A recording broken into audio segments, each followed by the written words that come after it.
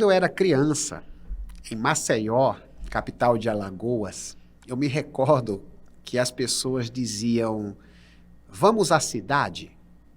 E aquilo me deixava intrigado, porque no meu entendimento infantil, eu já estava na cidade. Depois de um tempo, eu entendi que as pessoas se referiam ao centro da região como cidade, porque era a área mais urbanizada. A Igreja de Cristo precisa estar preparada para pregar o Evangelho em áreas urbanas. É a tal da missão urbana que tanto falamos. A igreja alcança a zona rural, mas também alcança as grandes cidades.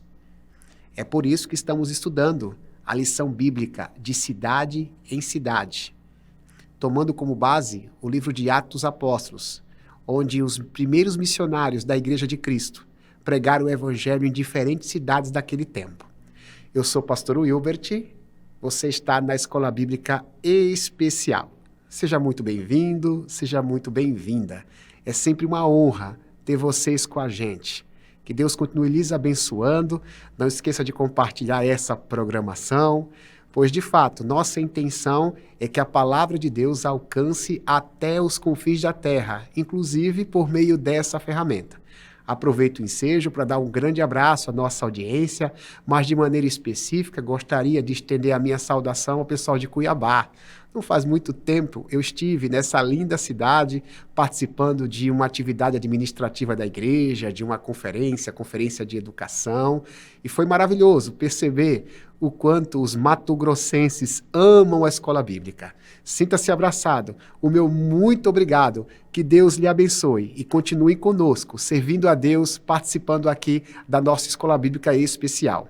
E hoje nós estaremos estudando a lição de número 6, tendo uma reflexão a respeito da evangelização de Chipre e Antioquia da Psídia. O título aqui da nossa lição diz A Pregação e a Missão Urbana.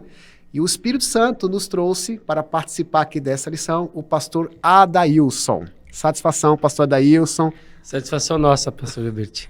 Amigo nosso, aqui, né? companheiro de ministério, atualmente pastor superintendente da Convenção Paulistana Leste, Isso. Aqui a zona leste da capital de São Paulo e algumas cidades da grande São Paulo, mas também tem sua experiência na igreja de São Miguel Paulista. São Miguel Paulista, a amada igreja de São Miguel Paulista. Um grande abraço para eles, né? Isso.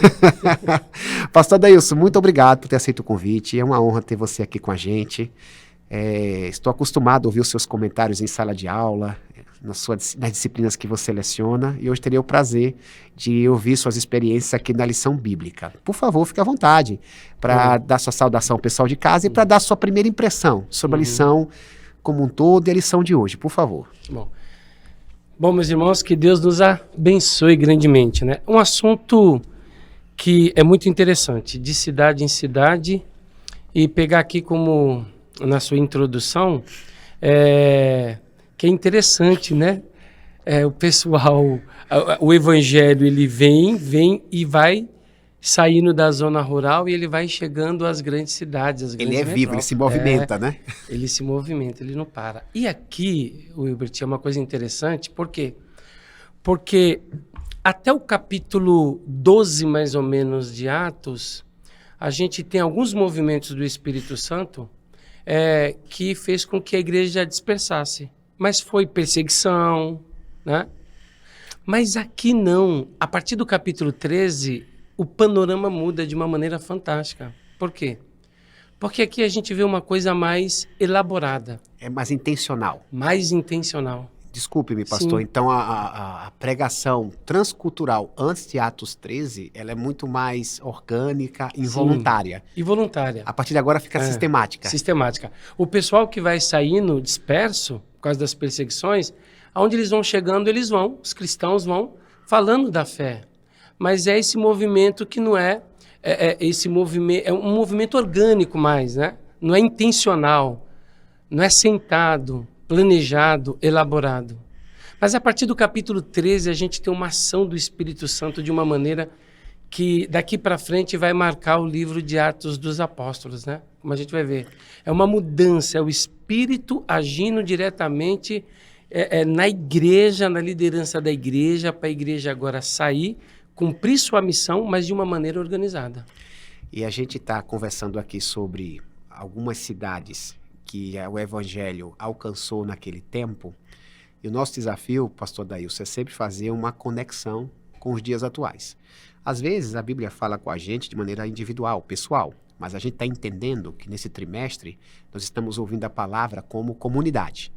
Como a comunidade da qual eu pertenço, faço parte, pode cumprir a missão de pregar o evangelho em dias tão urbanizados. A gente, quando fala da pregação urbana, nós não estamos de maneira nenhuma desmerecendo a zona rural. Sim. Mas eu disse aqui, inclusive na lição de número 1, que pesquisas apontam que existe um êxodo rural.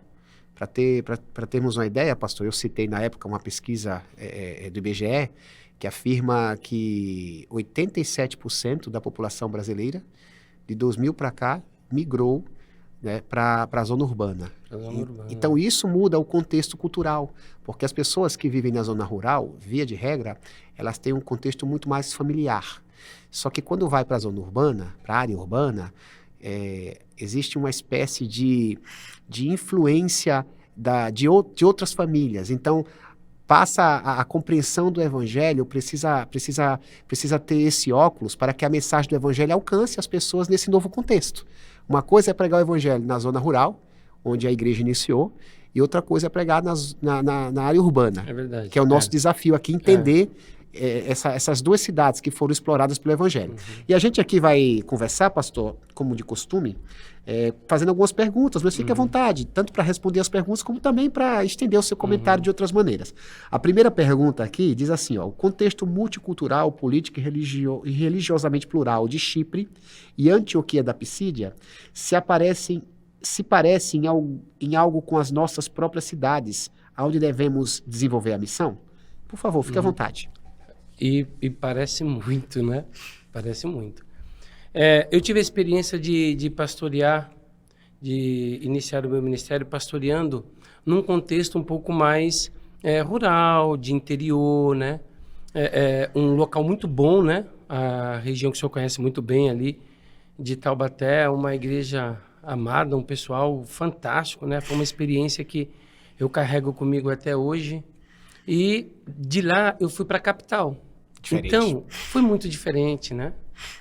Muito diferente, por quê? Porque eu tive que fazer uma releitura, né, da minha ação pastoral para me poder pastorear ali na capital. E quando a gente lê o texto de Atos 13, né, a gente percebe que as cidades que Paulo vai visitar, que a gente vai ver, são cidades, naquela época, reconhecidas como grandes metrópoles. Então, você tem o evangelho que sai lá de Jerusalém, daquela cultura, e agora ele vai ter que ganhar o mundo greco-romano. É uma outra cultura, religiões diferentes, entendeu? É totalmente diferente. E a gente vai vendo que as duas cidades mencionadas aqui, elas têm essa diversidade toda, diversidade religiosa, diversidade de cultura, né? A gente vai ver que, por essa ocasião aí da época do apóstolo Paulo, você tem nessas cidades ajuntamentos de pessoas com culturas diferentes, né? Você vai ter ali judeu, você vai ter ali grego, você vai ter ali romano, né? E você vai ter pessoas que vêm de outras culturas que foram subjugadas por Roma. E elas chegam nessas cidades com a sua bagagem. Elas chegam com a sua história, com a sua cultura, com a sua religião, né? E elas vão conviver ali naquele contexto. Não é diferente do que a gente vive nas nossas cidades, né? Não é muito diferente, porque nas grandes metrópoles aqui do nosso país, a gente já vê isso, né? Você tem, numa mesma cidade, religiões diferentes. É uma pluralidade. Uma pluralidade completamente diferente, entendeu? E saber lidar com isso, né? Saber conviver, saber como falar de Cristo, né? Exige aí uma análise bem feita do capítulo 13 de Atos, que tem muito a nos ensinar, essa experiência do apóstolo Paulo, né? Essa experiência que ele viveu. Você está falando de uma releitura, né, da metodologia, né? Sim. A gente sempre destaca, pastor, que o conteúdo do evangelho é intocável, é ad eterno, ele é imutável. Mas a forma se altera de acordo com o lugar onde se está pregando a palavra.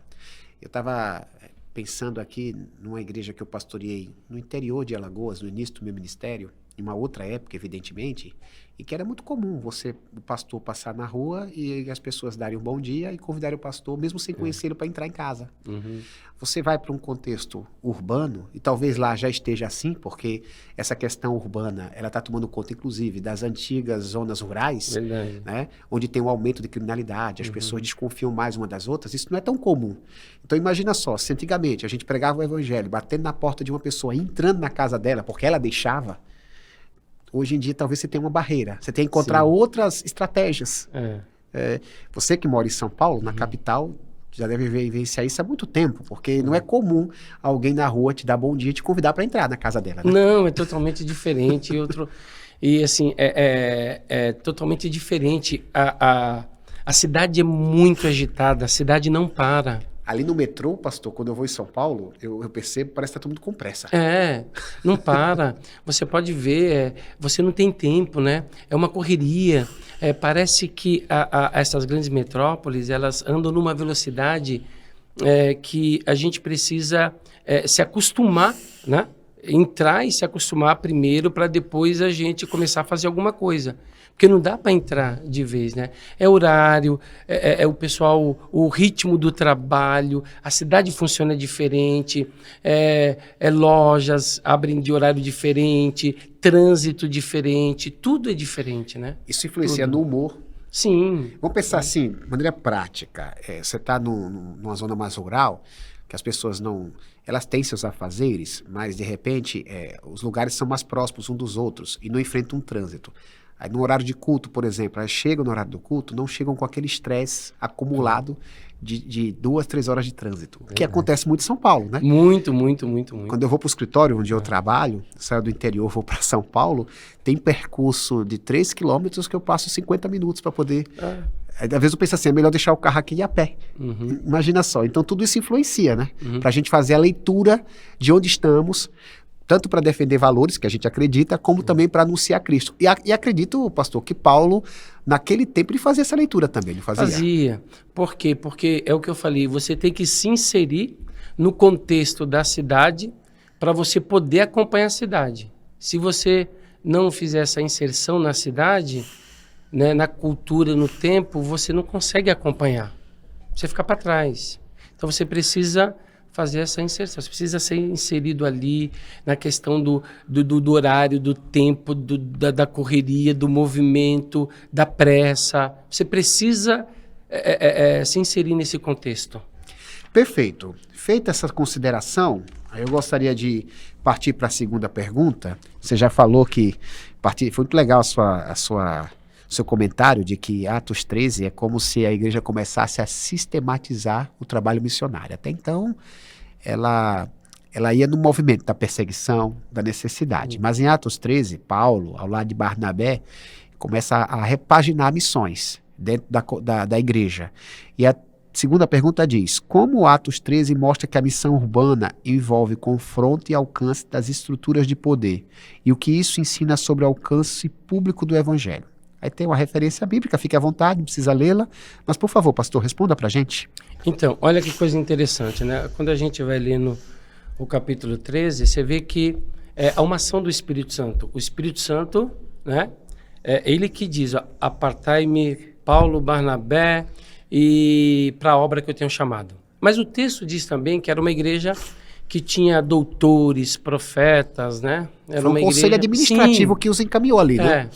Você tem o Espírito comissionando, a igreja que envia, né? A igreja local que envia para essa missão. O Espírito comissiona, chama, a obra é a obra do Evangelho. Então a igreja entende, a igreja envia. Porque é a igreja, e aqui é uma coisa interessante, porque é uma igreja local, né? É uma igreja local que vai enviar os primeiros missionários, porque nós estamos falando da primeira viagem missionária do apóstolo Paulo, que vai ele, Barnabé e João Marcos. Ela não espera a provocação de Jerusalém. Não, que em tese seria a sede. Não espera. Há uma urgência na pregação do evangelho. E o Espírito Santo, através desse texto, faz com que a gente entenda que há uma urgência. Então, a igreja de Antioquia da Síria vai enviar. E ela envia esse pessoal. E esse pessoal, quando sai para fazer essa missão, eles descem até o porto ali de Antioquia e eles vão para Chipre. É interessante por quê? Porque Chipre é a cidade de Barnabé, né? É a cidade dele. Então, provavelmente ele falou, eu conheço pessoal, tem muita gente, é uma grande cidade, dá para a gente começar a fazer a missão ali. E eles vão para lá.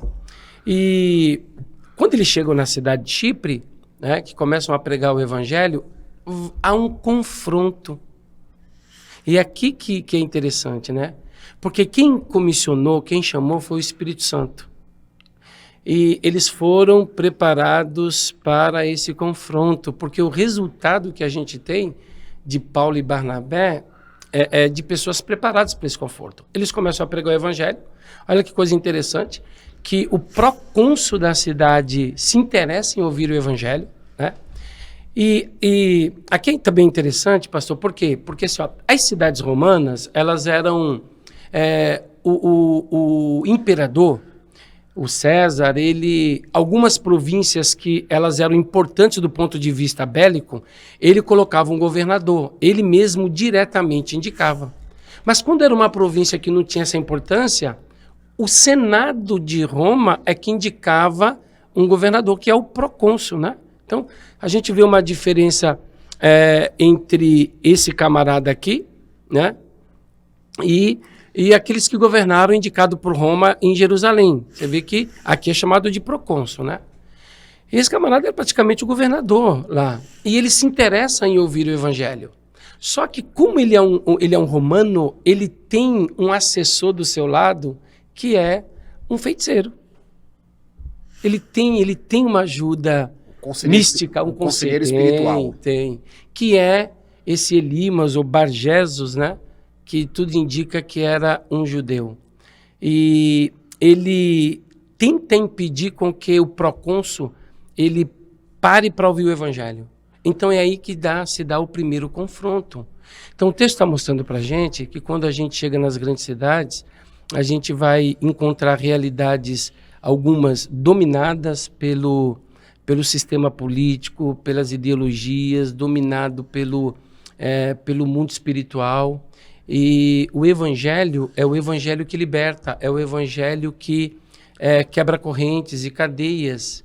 E essas estruturas, elas não vão ficar tranquilas e permitir que o evangelho chegue chegando, né? Então, há confronto, né? Você falando, eu fiquei pensando, porque quando Paulo é chamado por Jesus no caminho de Damasco, e depois Ananias resiste para ir orar por ele, Deus faz questão de dizer o seguinte, ó, este para mim é um vaso escolhido para anunciar a palavra entre os governantes. Então, assim, nas grandes cidades, parece que Paulo também tem essa preocupação de entender que o evangelho não é só para o plebeu.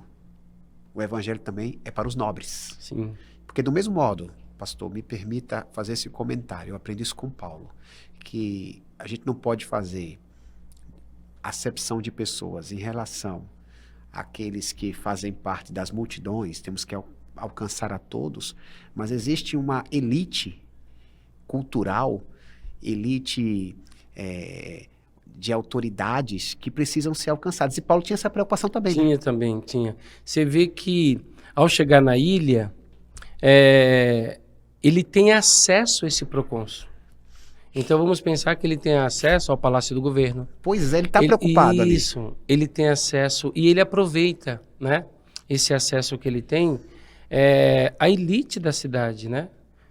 Ele passa ali em Chipre por duas grandes cidades. A segunda que ele vai é a capital política, né? É a maior cidade. E por onde ele passa, ele se preocupa com isso. O texto deixa claro. Por quê?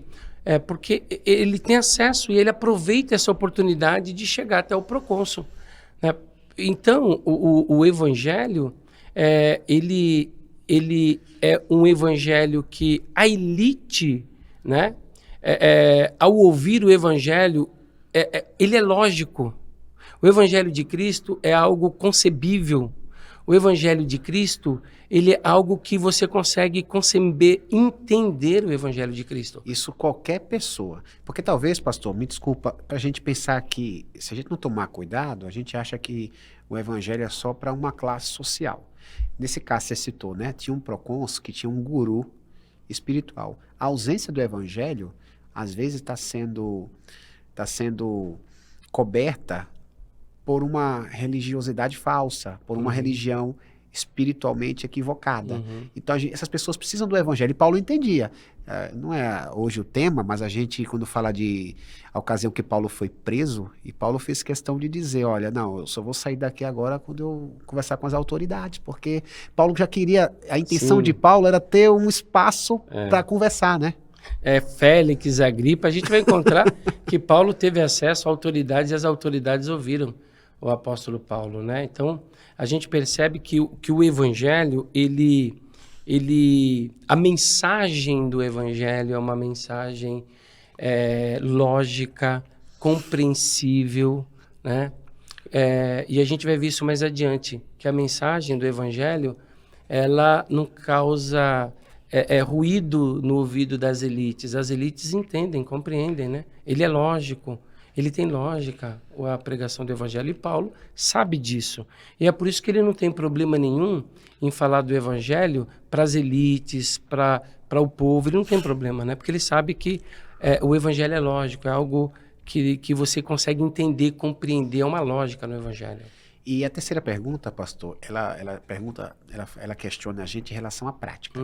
E a pergunta é a seguinte: de que maneira Paulo adapta sua abordagem ao contexto cultural e religioso da sinagoga em Antioquia da Psídia, sem alterar, que eu mencionei agora há pouco, o conteúdo do evangelho? Como foi a abordagem de Paulo? Que tipo de adaptação? E aproveitando para, com base na sua experiência, falar sobre essa questão de adaptação, até que ponto é possível, e se a Bíblia autoriza esse tipo de abordagem. Então, quando Paulo deixa Chipre, né? Porque tem todo aquele entrave com o Bar-Jesus, né? Ele tenta impedir a obra do evangelho. Deus não permite, ele fica cego por um momento, né? Verdade. Ele fica cego. O procônsul vê aquilo e ele se encanta, né? Ele fala, não, essa palavra é verdadeira. E quando Paulo sai de Chipre, Paulo vai para Antioquia, agora da Psídia. Ele vai para lá. E quando ele chega lá, e aqui é uma coisa interessante, que Paulo, ele como estratégia, e por estratégia, ele chega primeiro numa sinagoga, né? Não que ele está privilegiando os judeus, não. É porque a sinagoga é uma boa plataforma para você falar do evangelho. E quando ele chega na sinagoga, depois de terem lido a lei e os profetas, eles perguntam, né? Vocês têm alguma palavra de consolo? E é aí que Paulo faz o que a gente vai chamar talvez de primeiro sermão do apóstolo Paulo, né? Por quê? Porque ele faz uma abordagem de Moisés, né? Até Davi, e ele faz esse link para os judeus ouvir sem descartar os prosélitos que eram gentios. Ele, de uma maneira fantástica, ele insere os gentios dentro do plano da salvação, né? Tanto que quando o pessoal que é prosélito lá e os convidados que ainda não se tornaram prosélito ouvem aquilo, ele falou para a gente estar inserido nesse contexto de salvação é para a gente também, eles se alegram, né? E Paulo faz toda essa aplicação sem fugir daquilo que é essencial, que é a pregação do evangelho, que é Cristo como centro do evangelho. Paulo, ele faz uma apresentação do evangelho, que o evangelho salva, e que o evangelho é para todos. Ele faz todo esse sermão. E uma coisa interessante de se observar é que aqui é a primeira vez que ele vai usar a palavra justificação. Ele insere, porque ao falar aquilo que a lei não pôde fazer, a cruz de Cristo fez, que foi justificar todo homem, né? Então, provavelmente é a primeira vez que Paulo usa a palavra, que depois ele vai, no livro de Romanos, ele vai desenvolver, né, toda aquela teologia cristológica da justificação. Então, Paulo usa aqui. E é interessante por quê? Porque ele é cristocêntrico, ele não abandona as Escrituras para falar que Cristo morreu por todos nós. Às vezes, pastor, existe uma dificuldade de compreender que o evangelho e a cultura possam se conversarem. E a próxima pergunta, ela nos questiona a respeito disso. Até que ponto uma igreja local, porque a gente sempre tem que verificar a partir da igreja local.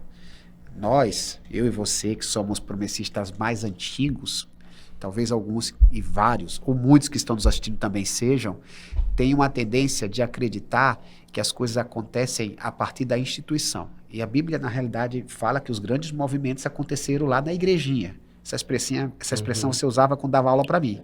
Lá na igrejinha local acontecia tudo, acontece tudo, é verdade. Então, na igreja local, até que ponto a cultura ela pode ser usada sem que isso afete o conteúdo do evangelho? Por isso que a quarta pergunta fala, comente qual o centro inegociável da pregação pública, mesmo em contextos culturais diferentes. A cultura necessariamente é uma inimiga do evangelho, ela pode ser aproveitada, é uma oportunidade. Qual é a sua impressão? A cultura, eu não vejo a cultura como uma inimiga do evangelho, porque nós nascemos, somos criados num contexto cultural. Verdade, não tem como fugir disso, Não tem como fugir. Então, não dá para a gente fugir. Mas aí, a gente precisa entender que existe essência e forma. O que a gente não pode mudar? É a essência. O centro do evangelho é Cristo.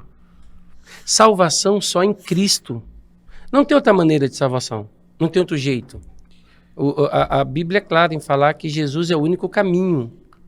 Então, isso é essência. O evangelho não pode mudar isso. A gente não pode mudar a essência do evangelho, que ela é cristocêntrica e é Cristo que salva. Porque debaixo da terra não foi dado outro nome pelo qual a gente é salvo. É Cristo. Agora, a forma de como a gente vai fazer isso, ela tem que ser aplicada de acordo com o contexto.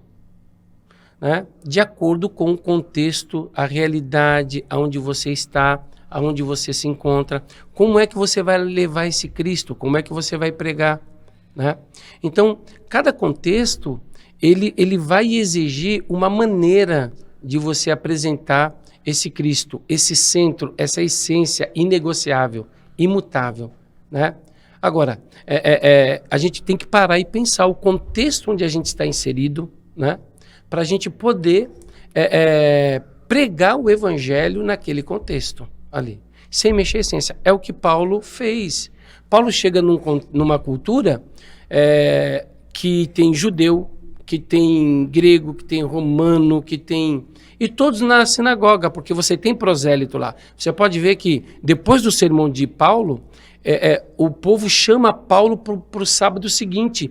E o texto diz que a cidade toda, né, concorre para aquele lugar para ouvir o apóstolo Paulo. A cidade toda vai. Eles ficaram encantados com o sermão do apóstolo Paulo. Pensa só, não apenas os judeus da sinagoga, mas o texto diz que a cidade foi para lá. Você entende que, você falou agora há pouco, que aquela sinagoga, para aquele ambiente, era estratégia de Paulo? Porque lá na Grécia, né, que é outra, seria uma outra lição, Paulo usa o Areópago. Sim.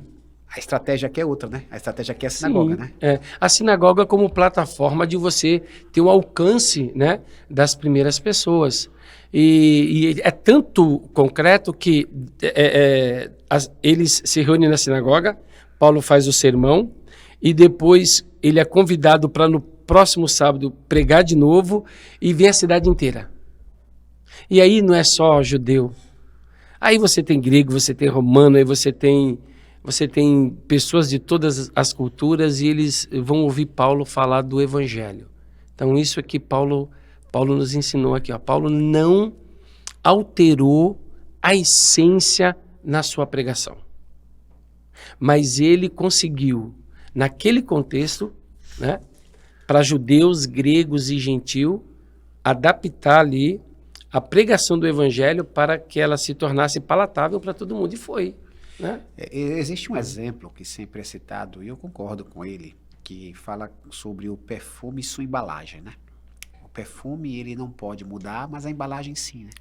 Eu acredito que certas marcas de perfume, 30 anos atrás, as embalagens eram diferentes. Até a propaganda, 30, 40 anos atrás de determinado produto é diferente da propaganda aplicada hoje. Então, nesse sentido, a cultura ela pode ser vista como uma oportunidade. Sim. A gente vai pregar a palavra, os valores, os ensinos de Jesus, eles são imutáveis. E tem muita gente que confunde. A gente que quer mudar a essência com a forma antiga.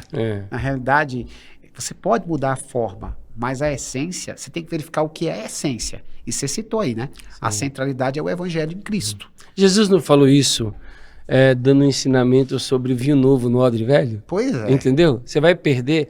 Uma outra coisa que eu acho interessante é que assim, ó, pega uma Bíblia da década de 40, lê ela.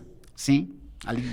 Entendeu? Pega o português o português diferente, mais arcaico. Aí, pega as Bíblias que a gente tem hoje. Você vai ter NVI, NVT, você vai ter uma Bíblia um pouco mais próxima, você vai ter também uma tradução dinâmica, você vai ter uma paráfrase lá na frente, como a mensagem.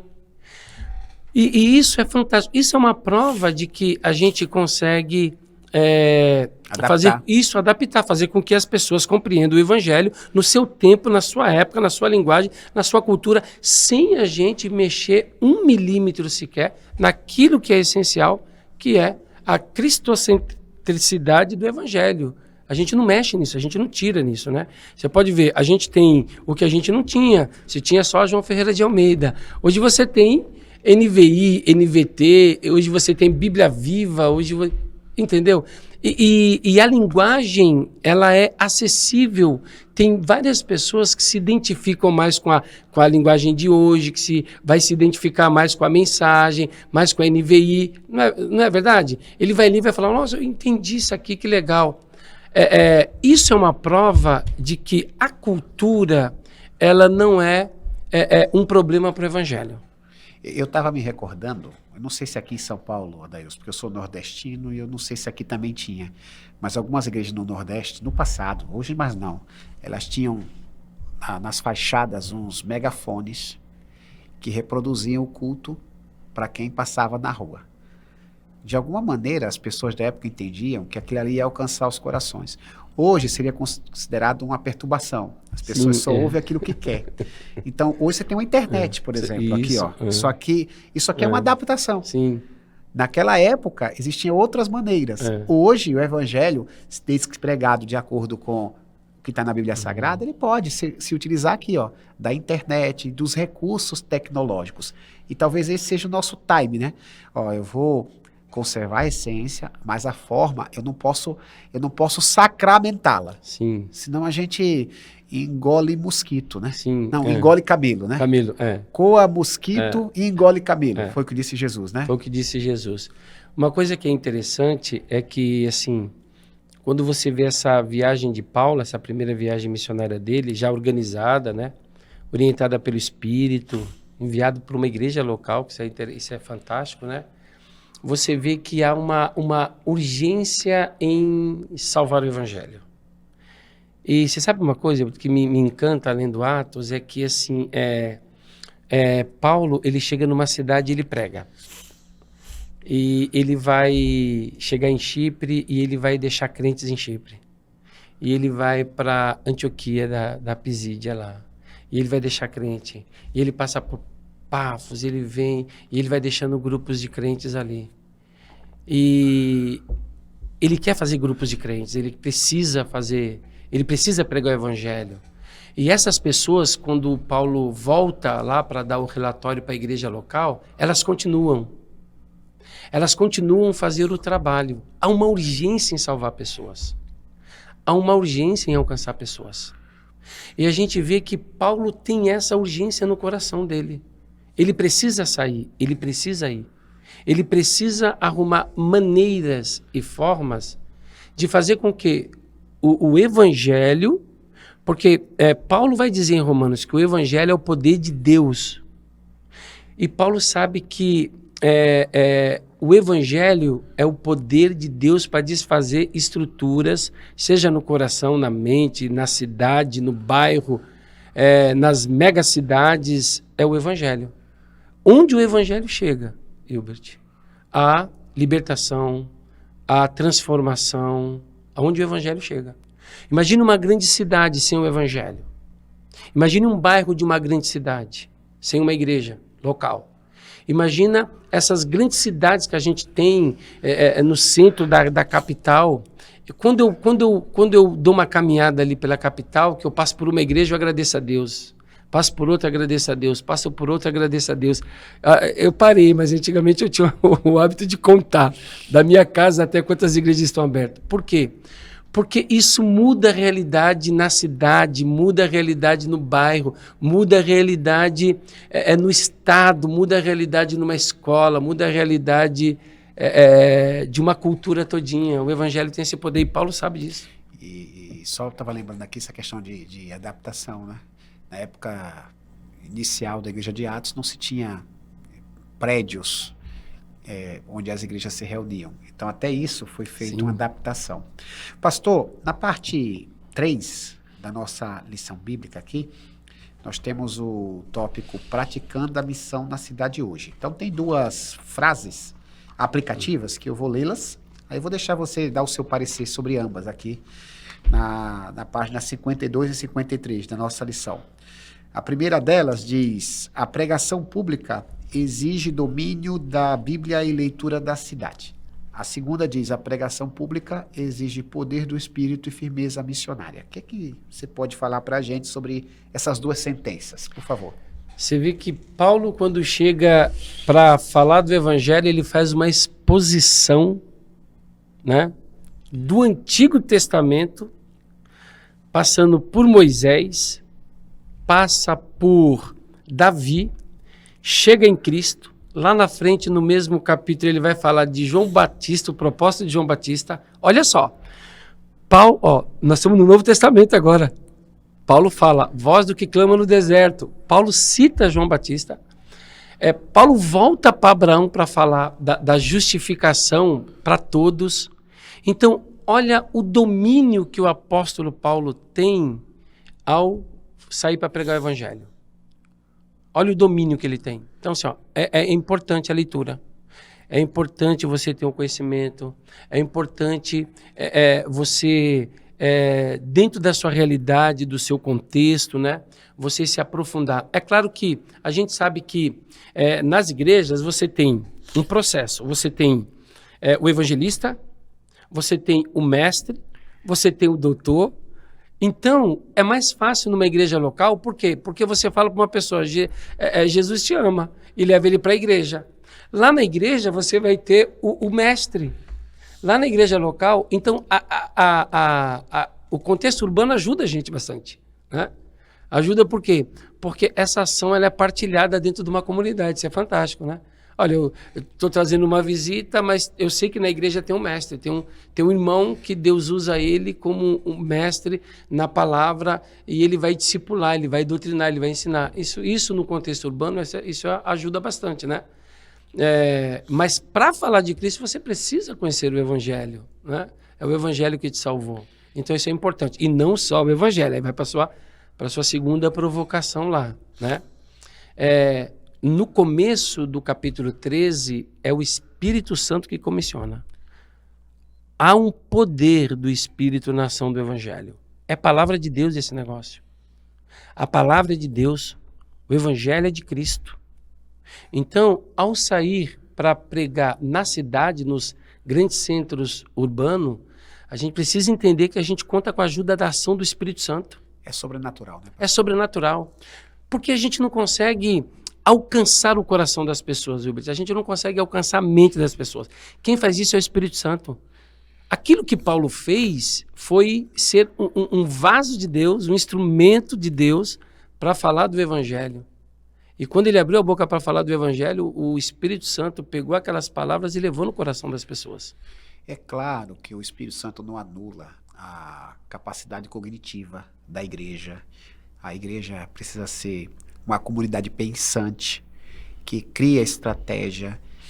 Porém, se fosse apenas uma questão humana de marketing, bastaria a igreja contratar uma boa empresa de publicidade, Pronto. faria as propagandas necessárias e pronto. Mas como tem um espiritual envolvido, como tem a sobrenaturalidade, é fundamental esse poder. Sim. E olha que Paulo era uma pessoa inteligentíssima, Paulo era Preparado. um camarada assim, do ponto de vista bíblico, muito capaz, do ponto de vista acadêmico, excepcional, era um poliglota, tá? Um camarada que conseguiria conversar tete a tete com qualquer doutor do seu tempo, mas ele sempre falava, né? Pelo menos ali, quando escreveu a igreja de Corinto, eu não vim a vocês com palavras humanas, mas confiado no poder Sim, de Deus, é. no poder do Espírito Santo. Poder do Espírito. E essa é a ideia aqui, né? É. Então, a pregação pública, ela exige essa leitura da exegese cultural, mas também exige a presença do Espírito. Sim. Eu tive um professor na faculdade que ele... Duas frases que era bastante legal, né? Ele falava assim, primeiro, quem não ora vira bicho. Olha, teólogo, doutor, ele falava, quem não ora vira bicho, né? Eu achava isso legal dele, né? Que e a outra frase era, o fim da teologia é joelho no chão, com o nariz no chão. Isso expressava um pouco da importância de você ter as duas coisas, né? O conhecimento, buscar o conhecimento, se preocupar para você bem ensinar uma pessoa, mas não esquecer da ação do Espírito Santo. Você precisa orar, você precisa jejuar, orar pela salvação das pessoas, orar pela salvação da cidade, orar pela salvação do bairro, orar pela salvação. Você precisa fazer isso. Por quê? Porque essa ação é a parte do Espírito Santo, é aquela que a gente não consegue fazer. Não à toa, a palavra Espírito Santo aparece muitas vezes em Atos diversas, né? Uhum. Alguns mais pentecostais chegam a dizer, não é Atos dos Apóstolos, mas Atos do Espírito, verdade. né? Pastora Adailson, eu quero convidar você, juntamente com o pessoal de casa, para a gente assistir 2 blocos, o Desafio da Semana e a Igreja Missionária, que tradicionalmente a gente tem aqui na Escola Bíblica Especial. Vamos assistir juntos? Vamos. A primeira igreja fora de Jerusalém que enviou missionários sob a direção do Espírito Santo de Deus foi a igreja de Antioquia. No estudo de hoje, a gente viu Paulo, Barnabé e Marcos saindo na primeira viagem missionária, passando pela ilha de Chipre, passando pela região da Ásia Menor, que é a atual Turquia, né? Resultado, várias igrejas plantadas. Eles se dispuseram a ir. Sabe qual é o seu desafio nessa semana? Pedir a Deus que lhe dê um olhar como o de Paulo. Falamos diversas vezes no estudo dessa lição sobre este olhar. Chegar num lugar, identificar aquele lugar, estabelecer pontes de relacionamentos, estabelecer amizades e falar de Jesus Cristo. Claro que sempre falando do genuíno evangelho, né? Nunca ajustando ele aos costumes ou às tradições, mas o que a Bíblia realmente fala. Então peça a Deus para enxergar as oportunidades e pregar esse evangelho, porque é essa missão que nós recebemos das mãos do nosso Deus. Que tal você falar para o Senhor, eis-me aqui? Meus queridos de Deus, graça e paz do Senhor Jesus, no Igreja Missionária hoje vamos orar por Barcelona. Desde 2022, cultos domésticos já vinham sendo realizados nas províncias de Barcelona e Tarragona, lá na região da Catalunha. Pela graça de Deus, o novo campo missionário se mostrou fértil e em dezembro de 2024 deu-se início à plantação de uma nova igreja em Barcelona, sob a liderança do pastor Adailton e sua esposa Sônia. Desde então, a missão promissista avança na região por meio de um pequeno grupo de irmãos brasileiros e hispânicos. Em um contexto de secularização e ateísmo, a nova igreja espanhola é desafiada a tornar o Evangelho de Jesus visível pelo testemunho de vida e conhecido pela proclamação da palavra em toda a Europa. Nós vamos orar pela igreja, pelos promessistas em Barcelona, para que a nova igreja promessista se consolide e alcance os povos de língua hispânica para Cristo. Também vamos orar pelos irmãos, para que eles sejam sábios, para superarem as barreiras para a evangelização. E também para que a promessa catalã se fortaleça e se torne uma igreja estratégica para a evangelização a partir da Espanha, alcançando outros países da Europa. Vamos orar. Senhor Jesus, nós queremos pedir a tua bênção pela igreja em Barcelona, pela comunidade de cristãos na região da Catalunha, que eles sejam ajudados no poder do Espírito Santo para testemunhar do Senhor. Dá-lhes, Deus, sabedoria. Ajude-os a discipularem, a evangelizarem com discernimento espiritual, com confiança. Faça milagres extraordinários entre eles, Senhor. Faz com que essa igreja, essa comunidade cristã se consolide, que ela cresça, que novas pessoas se convertam, que venham para o Senhor. Usa eles, meu Deus, usa a liderança pastoral, faz com que outros países da Europa, outros pontos da Espanha sejam alcançados pela missão do Senhor, pela comunidade catalã.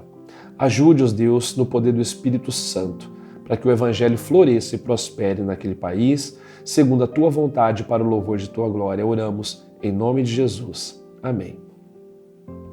Deus abençoe, meus queridos. Uma ótima semana. Seja missionário. Até a próxima. Tchau. É isso aí, pastor Adeilson. Isso aí. Missão cumprida, Amém. Graças a Deus. Pode beber essa água. Por favor. Muito obrigado, viu, pela sua presença, pelos seus comentários. Deus lhe abençoe. Deus abençoe a convenção que você lidera, a igreja local. E antes de eu me despedir com o pessoal, quero pedir a você, por gentileza, que ore. Ore por nós aqui da TV, ore pelo pessoal de casa. Nessas palavras finais, para você se despedir dos irmãos. Por favor. Amém. Né? Orar para que essa lição, Deus use essa lição para falar com cada um de nós, com as nossas igrejas, onde a gente está inserido, né? Que essa lição faça uma diferença boa no nosso contexto, onde a gente se encontra. Então, convido você, meu irmão, a fechar os olhos e orar. Meu Deus. Pai, nós acabamos de ouvir aqui, Senhor amado, ó Deus, a Tua palavra. Atos capítulo 13 é a Tua palavra. Senhor amado, o Espírito Santo nos convidando para a missão. O Espírito Santo nos levando para a missão. Em contextos diferentes, Senhor. Em situações diferentes. Onde há confronto, Senhor amado, onde há pessoas da altelite das metrópoles que precisam ser alcançadas, Deus bendito. Há desafios, Senhor. Há caminhar bastante, ó Deus. E é por isso, Senhor, que eu oro e peço, Deus, que Atos capítulo 13, Senhor, ó Deus, fique gravado nos nossos corações e que esse texto nos ajude, ó Deus bendito, a se levantar, a sair, Senhor eterno, em missão, Senhor. É o que eu te peço, Deus, em Cristo Jesus. Amém. Amém. Pastor, obrigado mais uma vez. Deus lhe abençoe e o traga novamente para estar aqui com a gente, para a glória dele. Amém. Bom, meus irmãos, estamos chegando ao fim. Eu quero agradecer vocês por terem participado conosco. Se você não é inscrito no canal, por favor, se inscreva. Faça questão de compartilhar esse link aqui nas inúmeras redes sociais que você esteja engajado. Nós precisamos levar a palavra até os confins da terra e a gente conta com vocês. Que Deus lhe abençoe. Até a próxima.